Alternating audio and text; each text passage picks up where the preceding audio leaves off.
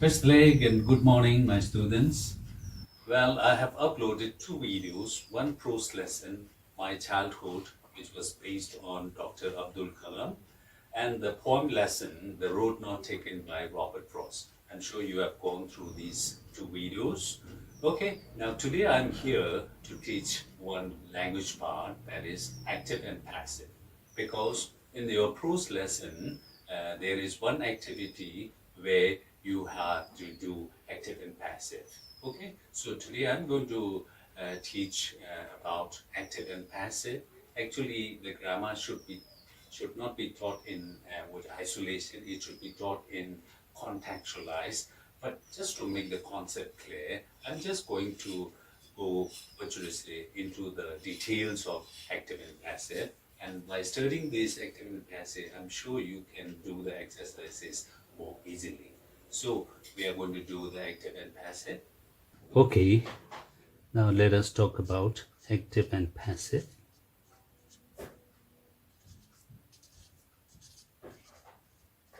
Active and passive. Okay, now you tell me, what decides whether the sentence is active or passive? On what basis can we say the sentence is active or passive? Do you have any idea? Okay, you just try to think. Okay, now what I want to say is, it is the subject which decides whether the sentence is active and passive. Okay, you have any idea? Okay, now let me explain this. Okay, here's subject. Now first I'm going to write one sentence here. Okay, doctors cured patients. Okay, now this is the sentence. For example, doctors cured patients. Okay, now you tell me, what is the subject here? We've got doctors, we've got patients. Now you will say, okay, so doctors, this is the subject. Okay, yes, doctor is the subject. Yes, you are right, because the doctors, they are doing some work. That means the doctors cured the patients. Okay, so we know that what is the subject? Subject is the one who does some work. Okay, is that clear? Yes. Now let us do the next sentence. Okay, the same sentence. Okay, but I will change. Okay, patients were cured by doctors. Okay, now this is the second sentence with the same meaning. Okay, but I have changed this. Okay, so here we have patients, here we have doctors. Okay, now you try to identify what is the subject here. I'm sure you are a little confused, okay, because we have patient here, doctor. Okay, and some of you may say, yes, doctor is the subject, and some of you may say, no, patient is the subject. Okay, now there is some confusion. Now let me give you another meaning of, another definition of what subject is. So far we know subject is the one who does something. Okay, now on top of that, I will say subject is a person or a thing or an animal we are talking about. Okay, and subject may not be always the doer. The subject may not be always the doer. Yes, so now by understanding the definition of subject, now I want you to go back to this sentence and tell me, now what is the subject? Okay, now you will say, okay, patience. This is the subject. Why? Because we are talking about the patients. We are not talking about who the doer is. If somebody asks me, who is the doer? Then obviously, yes, doctor is the doer. But here, we are talking about the patients. Okay? Yes. Now, from this, what we have learned is, we learned that there are two types of subject. One subject, okay, who does something. okay, does some work. And the other subject who does not do anything, okay, does not do. So we have got two subjects. For example, what is the example of the first subject? This one, doctors cured patient. Doctor is the subject and the doctor is doing some work. The second example subject which does not do any work, just take an example of the second sentence. Patients were cured by doctors. What is the subject? Patient is the subject. Does the patient do anything? No. In fact, the patient receives some action from the doctor. Okay, so that's why this one is the subject which does some work. This is the subject which does not do. So they are two. So the subject which does, we call it active. And the subject which does not do any work, we call it passive. Now, is this concept clear? Now, once you have this concept clear, now you can easily identify whether the sentence is active or passive. Now, let me give you an example. Okay? Yes. Dawa eats Momo. Okay. Now, identify the subject here.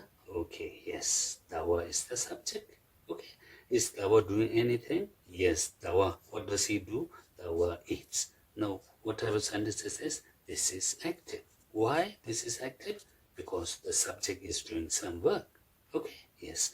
Now, let me write the other sentence. Momo is eaten by Dawa. Okay, now you tell me what is the subject here? Okay, Momo. Momo is the subject. Is Momo doing anything? No, Momo is not doing anything. In fact, Momo receives some action from Dawa. So that is eaten. Okay, so Momo is eaten by Dawa. Doer is the Dawa. Okay, if somebody asks who is the doer, of course Dawa is the doer. But the subject is Momo. Why subject is Momo? Because we are talking about Momo. Okay, yes.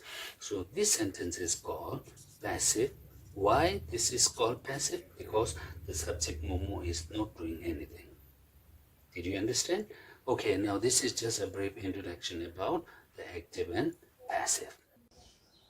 Okay, now here is an exercise. Okay, now first exercise is you have to identify which sentence is active and which sentence is passive. Okay, now in order to identify the sentences, what is important is it is important for us to identify the subject.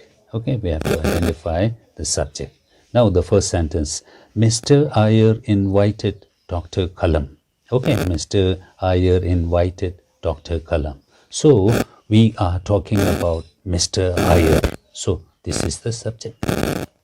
Is Mr. Iyer doing something? Yes, Mr. Iyer inviting. Okay, so what type of sentence is this? This is active sentence because the subject is doing something. Now move on to the next one. Seeds were collected by Dr. Kalam. Okay, now what is the subject? We have got seeds and we have got Dr. Kalam. So we are talking about seed. So this is our subject. Now is the seed doing some work? No, the seed is not doing anything. Our subject is not doing anything. In fact, the doer is Kalam. How can we identify the doer? We can get some idea about who the doer is because we can make the use of the by. So whenever we have by, so we have to know that the doer is here. Okay, so the doer is Kalam. Okay, the subject is seed. So seeds were collected. Now this is passive because the seeds is not doing any work. Okay, yes. Now Mr. Iyer encouraged Dr. Kalam. Okay, we have got Mr. Iyer, we have got Dr. Kalam. Okay, yes. So what is the subject? We are talking about Mr. Iyer. Okay, what did Mr. Iyer do? Mr. Iyer encouraged. So that means our subject is doing some work. So this is active sentence. Now the last one, Dr. Kalam earned some money. So Dr. Kalam and money. Okay, what is the subject? Subject is Dr. Kalam. Okay, is Dr. Kalam doing something? Yes, Dr. Kalam is working, doing. Okay, so our subject is doing, so we call it active. So, what should I say? This is the example of active and passive. Now, it is easy for us to see which sentence is passive because we just look for the word. Whenever there is the word by, we most of the time the sentence is passive because the doer is at the end, isn't it? So this is passive sentence. So here we are able to identify the which is active and passive. Now let us move on to the next exercise. Okay, now here are some exercises for you. I want you to identify active and passive sentences. Okay? Yes. Now, in order to identify whether the sentence is active or passive, we have to first identify the subject and then see whether the subject is doing some work or not. Okay? Yes. The first one, Mr. Iyer encouraged Dr. Kalam. You remember Mr. Iyer, Subramania Iyer is Dr. Kalam's teacher, isn't it? So Mr. Iyer encouraged Dr. Kalam. Okay, so what is the subject? Subject is Mr. Iyer. So see whether the subject is doing some work or not. If the subject is doing some work, we write active. If the subject is not doing any work, you write passive. Okay, yes. And next, Dr. Kalam was invited by his teacher. So what is the subject? Subject is Dr. Kalam. He earned some money. Who is the subject? He is the subject. The tamarind seeds were sold by Dr. Kalam. What is the subject? The tamarind seed. Okay. Now once you identify the subject, you check whether the subject is doing some work or not. Okay. Yes. So you write whether it is A or P. You write whether it is A or P, active or passive. You write whether it is active or passive. Now once you have done this, now you can also do the exercises from your textbook. Okay. Yes.